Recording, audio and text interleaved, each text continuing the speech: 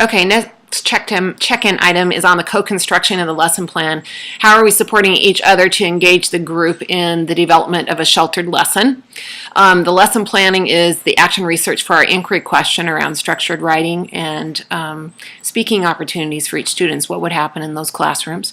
We know too that we've got some feedback that people want some real concrete outcomes from those, and when we get to the debrief part of the lesson, I'll talk about that, but we want to be able to scribe the strategies or techniques that were used and then make sure that we're putting those supports on Schoology and or handing those out for them. So also, I want to remind us that we want to see evidence of both the goals, both the language and the content goals, through our focus students. So here's the kicker. I think it's time that one of the co-teachers specifically act as the language teacher, and that they're focused on those focus students themselves, and they're sort of monitoring those students and interacting with those students per the content for sure, but really specifically speaking to the language needs of the students. This will help the observers note specific teacher moves that we do to support language development.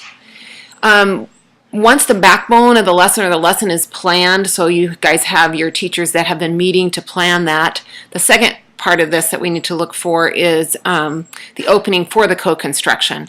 So I want to make sure that maybe you guys want to run through the proposed lessons and look for those openings. They could be, how are we specifically planning for the language levels?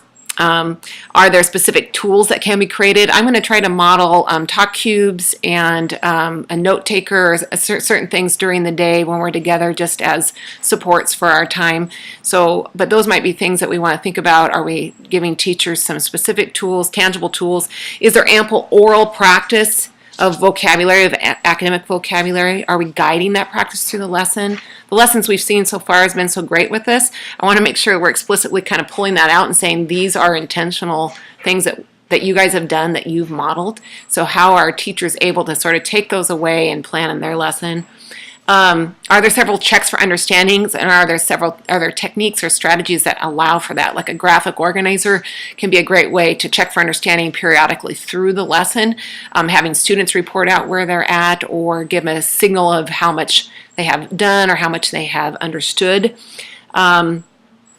Are there structures to demonstrate student understanding, even partial understanding? I think this is huge, through the lesson and build on each other's ideas. So having students share out during the lesson. Again, all the lessons we've seen have allowed for parts of that, but how explicit are we being with teachers about those strategies? We want to be able to go back to the ELP standards and make sure that we're targeting the interaction and the rigor that's based in those ELP standards.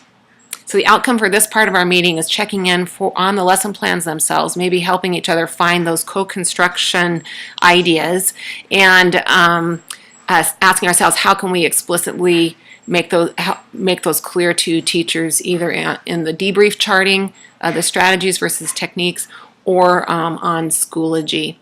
Okay.